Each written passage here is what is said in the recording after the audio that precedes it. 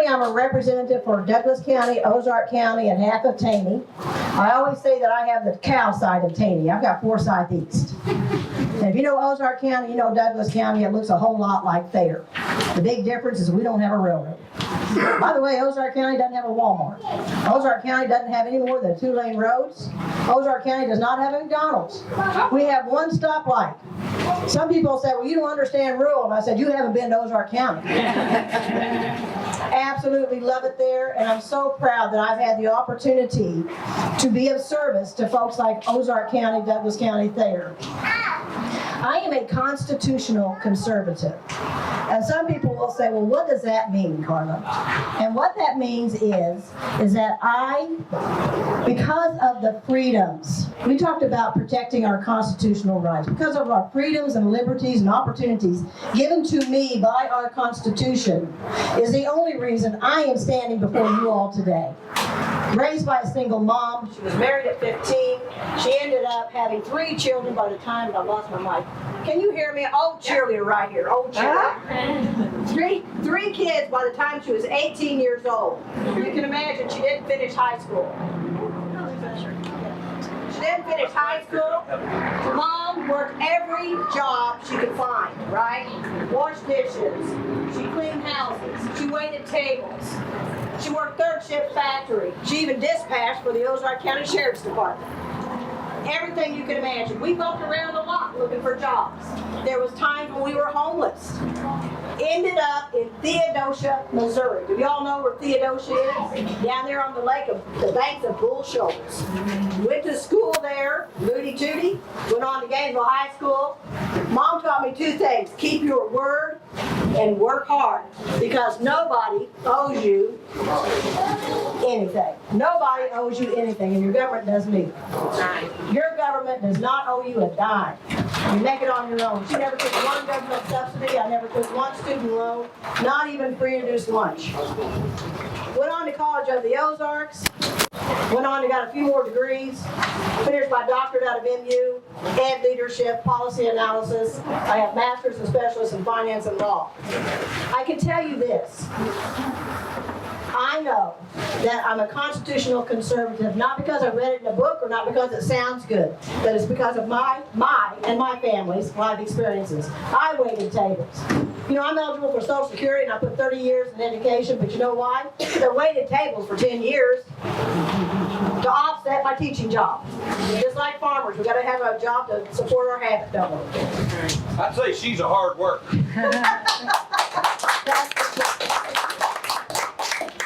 I am pro-life. I'm a mom, I'm a nanny, and I got whatever stand before you, 100% pro-life. 100% Second Amendment. It's not about the guns, it's about your freedom. You can read on the back of that some other things.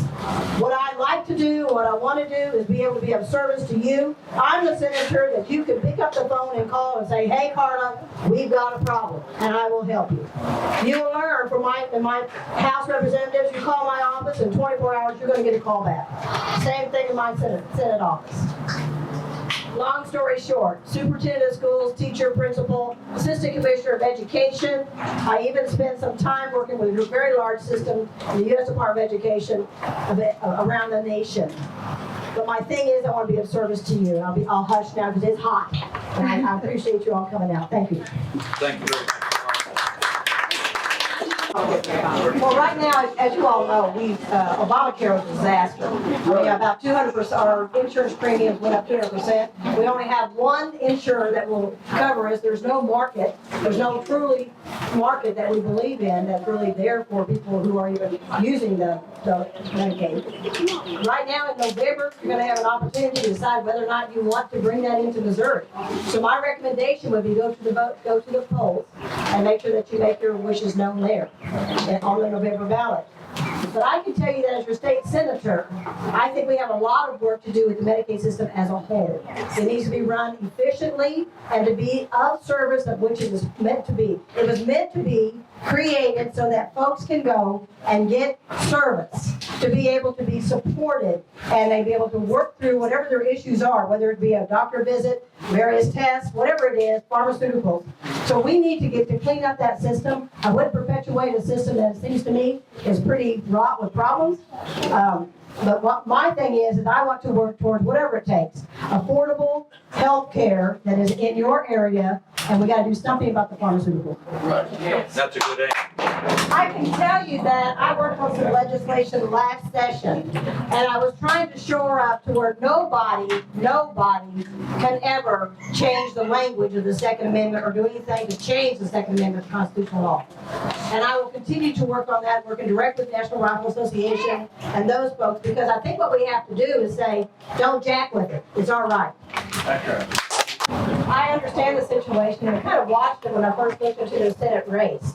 And I'm waiting, obviously, to see what is the result of the litigation that's going through. Love hearing that they supported the county's position. I support the people of my district. And you need that land to be able to make a living, to be able to have the services that you need in this county. And if it is federally set down or whatever it is, then you lose that revenue, and it's over and over and over and over. You can't make a dollar on the land. And look around. There's not a whole lot of industry. We've got to make money on our land. I will do everything I can, sir, to protect your rights as a landowner. Definitely. Yes. Very good. Karla speaks on this subject. We got a lady here that wants to talk about something here, and then we can come back and visit. I think number one. Yes, sir. Oh, sure. You want? Go ahead.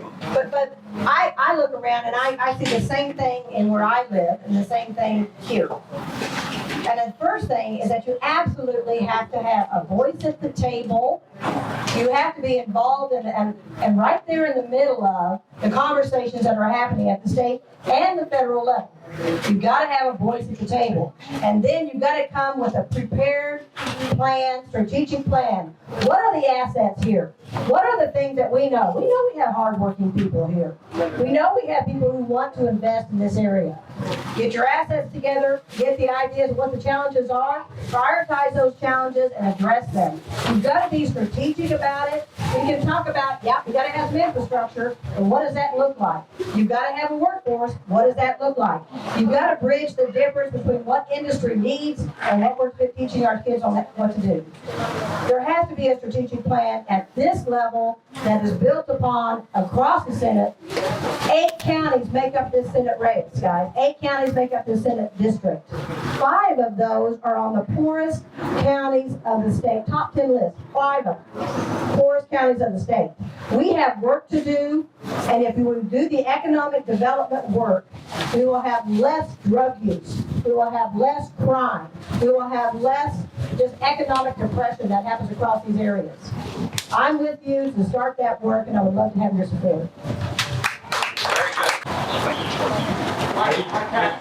Your tax card. I'd like to respond to that, and that's something that I was working on last session. And one of the pieces that we have, of course, our driver's license, as we all know.